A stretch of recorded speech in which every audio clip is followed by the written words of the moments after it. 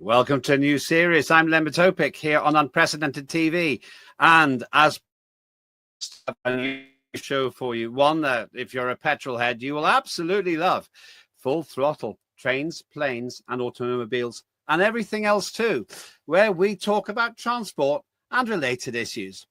This is in response to what I might suggest is the endless persecution of people on four wheels and two in the sky and on the seas, all because of ideology. Well, we're going to kick that ideology out of the park by talking common sense, science, and personal and human rights. The purpose is not to really have a go at other people, but to stand up and be counted in a common sense, science-based, factual way that respects your rights as a citizen and your right to get in a car and drive it, and also to fly away on holiday. Regular viewers know that I, Len Topic, do not believe there's a climate emergency. I think that carbon dioxide is the gas of life, but it's been used to clobber drivers and many others. Hence this show. It's a regular series, and it won't be presented by me. It'll be presented by somebody far more experienced in the world of automotive campaigning, and that is Brian Gregory from the Alliance of British Drivers. Brian, welcome to your own show. How's it feel? Nerve-wracking, Lembit. Why though? Why?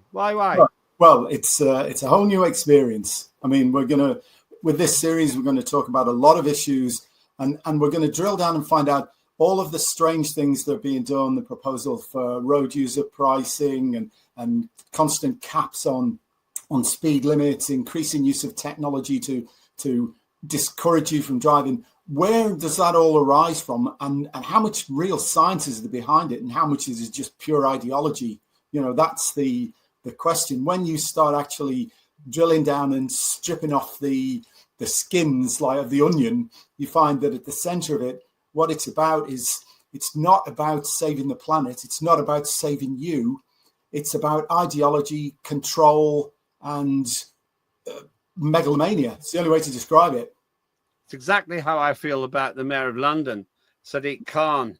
ULEZ, ultra low emission zone. That must drive you crazy. The idea that cars were killing people. Well, they do knock people down, but frankly, pollution from cars, you actually suffer more pollution when you go into the London Underground, and that's a fact.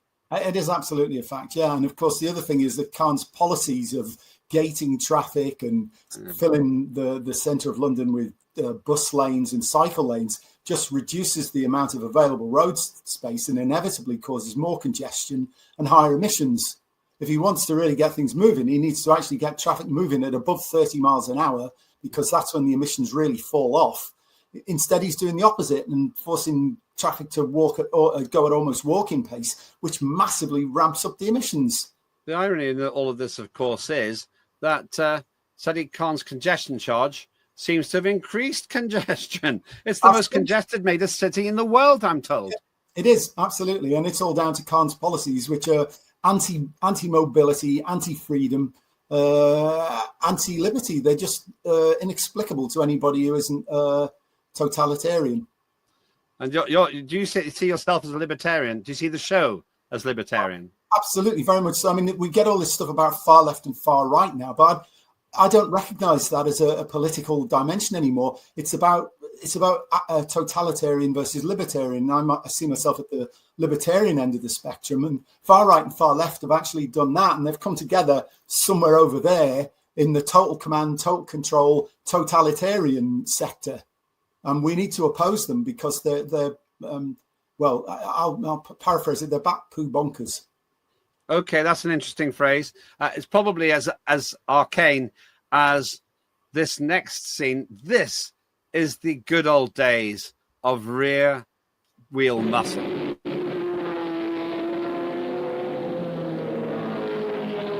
Buckingham leads the pack down Mulsanne Street. From above, you can see the Fords accelerating up to 220 miles per hour down the 3.6-mile straightaway, so remarkably fast, they soon move out of range of the camera helicopter.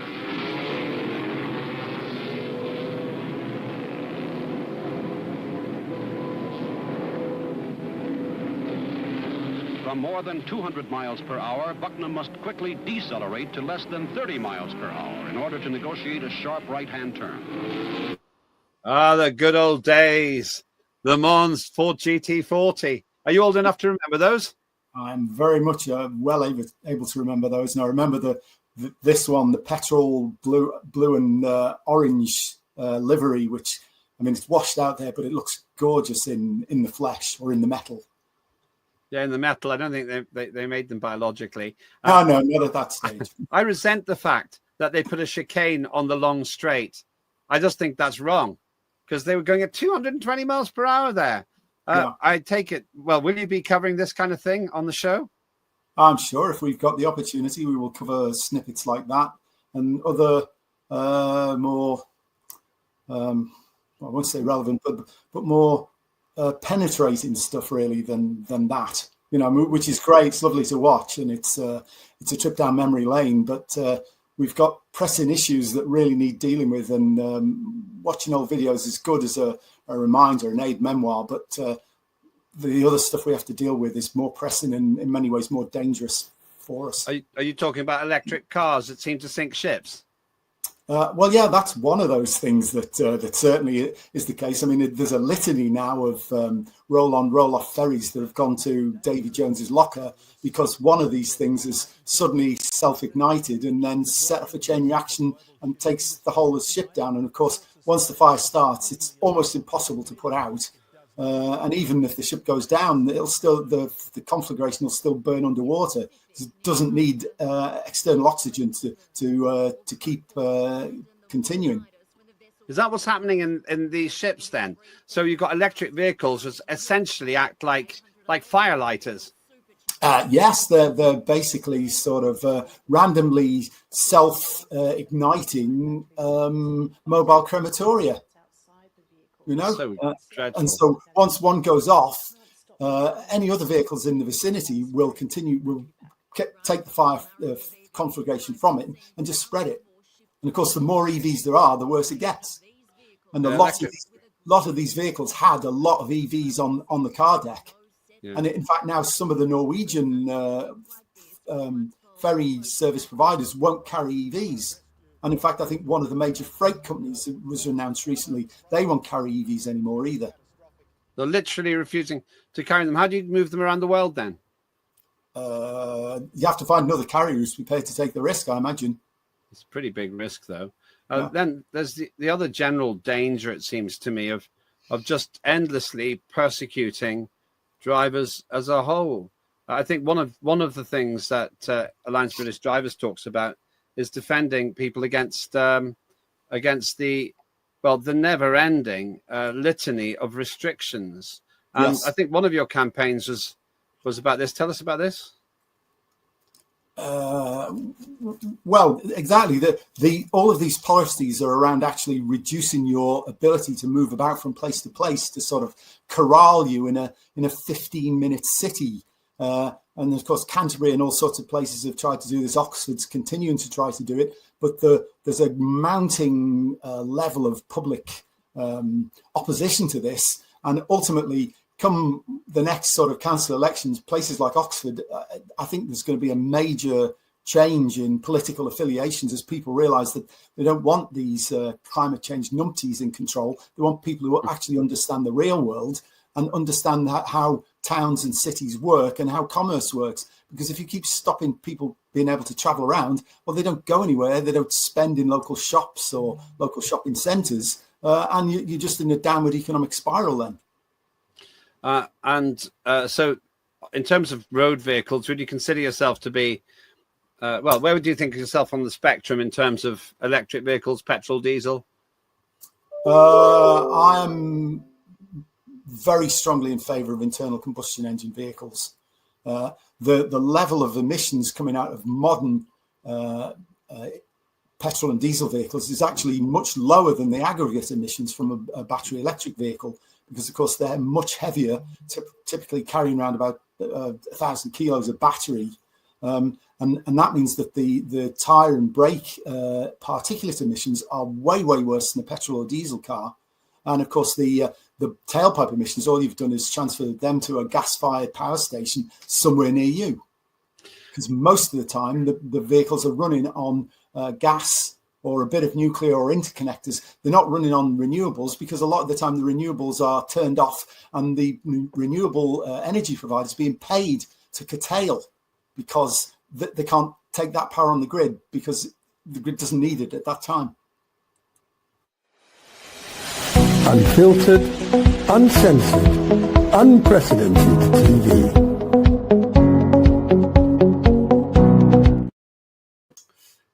We're talking with the new presenter for the new show. That's Brian Gregory from the Alliance for British Drivers. And it's not just cars you'll be talking about. You'll be talking about other forms of transport too. Brian, good news. My team looked around for an example of a train system which is very well managed by people. Do you want to see it? Yes. Pete Waterman wouldn't have anything to do with it, would he? Sorry.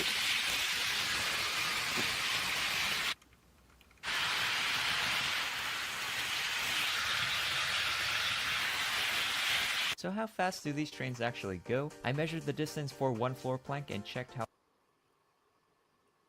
Sorry, we can do that again. Yeah. I'll just edit that bit out. Yeah, no problem.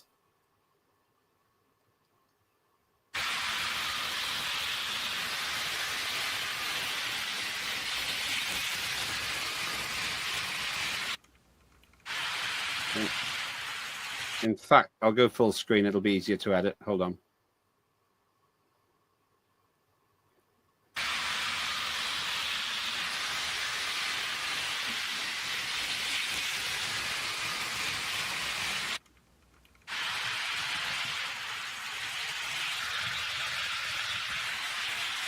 So how fast do these trains actually go? I measured the distance for one floor plank and checked how fast it would cross it.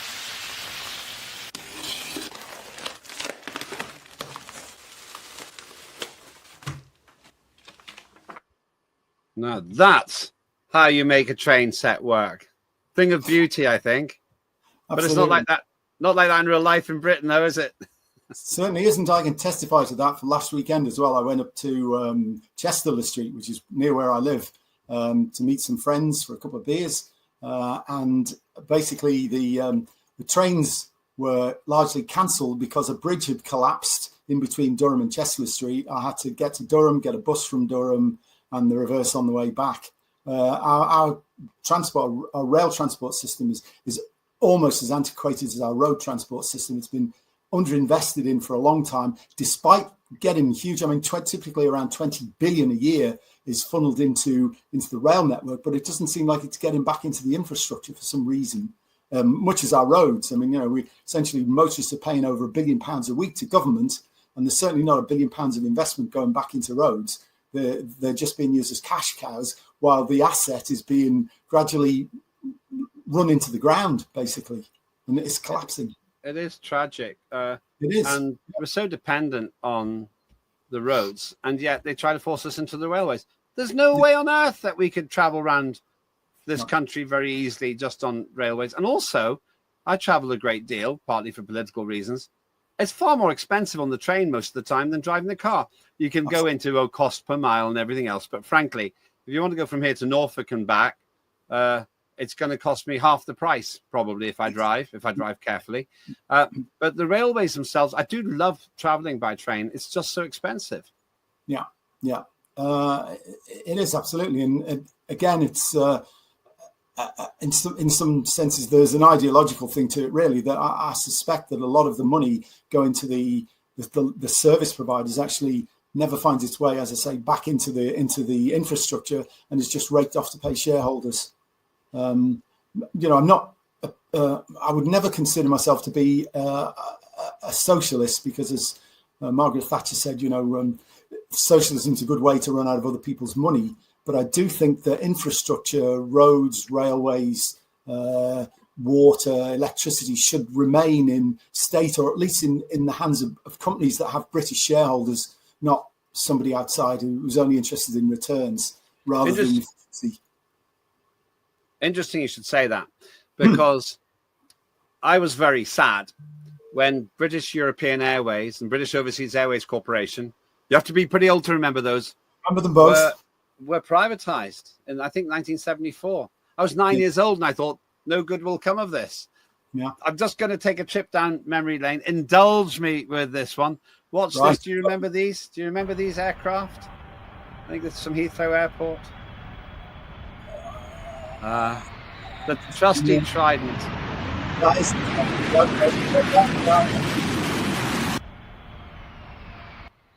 Yeah. Great. Those great old planes used to fly us to Spain and back. The good old days. At Heathrow Airport, 1966, 1972. Yeah. But will you be covering modern day aviation as well?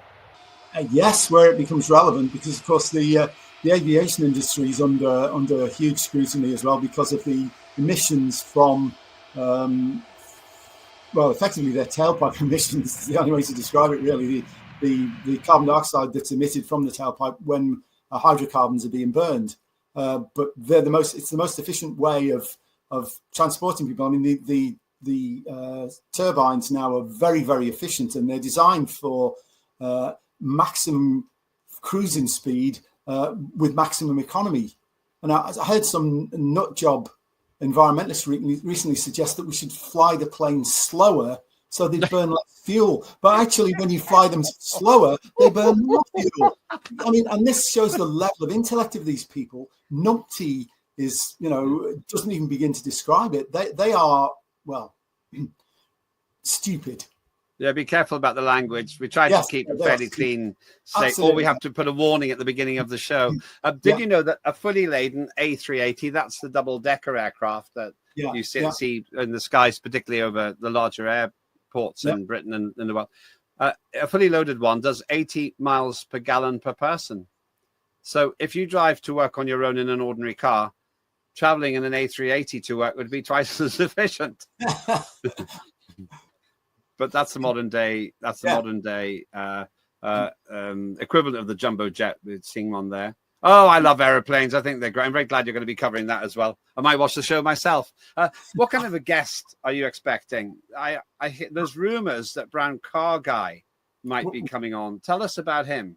Brown Car Guy is a really good blogger. He writes really interesting stuff on developments that are taking place within the law, technology, and also covers meetings at sort of vintage car meetings and stuff like that. He covers the whole automotive gamut, really, and he's got some very sensible views. He tries objectively to road test electric cars, or BEVs, whatever you want to call them, in comparison with conventional internal combustion engine vehicles. But I think the one thing that he and I both share is the sense of involvement and immediacy that comes with petrol and diesel cars, and it's just completely absent in the electric cars. It's there's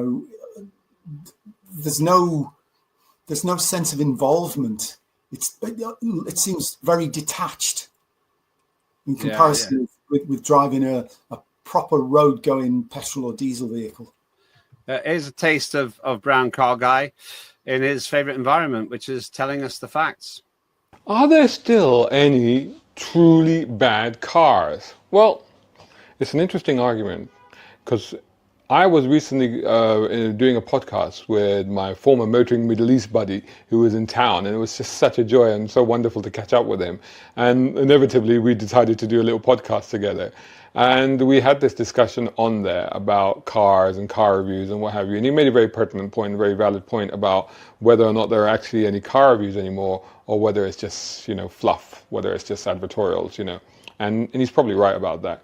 But I also counter that with the point that, well, on the other hand, there are no bad cars anymore. And to be honest, this is something that I've been saying for a while, probably for about a decade I've been saying this now. And I feel that I have good reason and good justification for saying that, which I will explain. But I got called up on it. I got pulled up on it by people saying that that's not true. So I thought, okay, well, let's have a look at this and let's examine the concept that there are no such thing as. Are there bad cars? I think a lot of it's in the driver experience and what you're expecting. I mean, cars often that get the highest ratings are not necessarily the ones that people who like performance drive. They're ones who just like something that gets them from A to B, but they're not very exciting to, I suppose somebody who might arguably, classify me as a petrol head, I would probably find them a bit dull. So I think the beauty is in the eye of the beholder in many cases, but there's a wide spectrum of road users out there, and we should try and cater for all their needs. And this is what I detest about this one size fits all. You must drive an electric vehicle, and we will not allow you to buy a conventional vehicle. I didn't vote for that. I don't know anybody else who did vote for that. And frankly, if it comes to it, I will go to America, I will buy a car and have it shipped back here, because I know that as long as good old Donnie Trump's around, I can buy a Mustang and import it into the country. Wrong hand drive, though. Wrong hand drive. Yeah, well. I see you in a Ford Mustang. That's interesting. There was some debate about whether to have a Mustang in the opening credits. Who knows? Maybe that wheel was one of them. I don't think it was. You made a special request. We're doing this for you. Maybe hasn't got the same high octane sound as your show, but for some reason you wanted this. Oh, and so before we go further, you've got Brown Car Guy hopefully coming on in one of the first few series. Well, hopefully, yes. Him, Jeff buys cars. There's another guy does a lot of road tests. Number 27, he's called on YouTube. We would like to get him on, but also, I mean, a lot of what's coming on down on our heads is based on energy policy. We'd like to talk to people like Catherine Porter at whatlogic.com and David Turver, who are experts and are basically forensically, what's the word I'm looking for? Forensically dissecting the government's energy policy and finding it very much at fault. And these people are energy experts, and they just can literally, Miliband wouldn't dare go on with them because they would basically just eat him up and, spit him out. Last word to you then. I will disappear and I'll leave you for the first time, Mr. Presenter, to talk the show out to what we call the outro, the final credits. By the way, thank you for letting me introduce your show. I hope you have many, many happy years with Full Throttle. So over to you, Brian. You tell the audience whatever you want. Okay, well, thank you for the intro and for getting things off the ground for us, Lembit. I very much hope that you will join us again on Unprecedented TV or the archive for Unprecedented TV. Watch out for more episodes, and we will be inviting some interesting, knowledgeable people to give you insights into some of the stuff that we're being told that amounts to nothing better than propaganda, and they can forensically dissect that and tell you what the real truth is. So keep your eyes peeled. We'll be back soon. Thank you.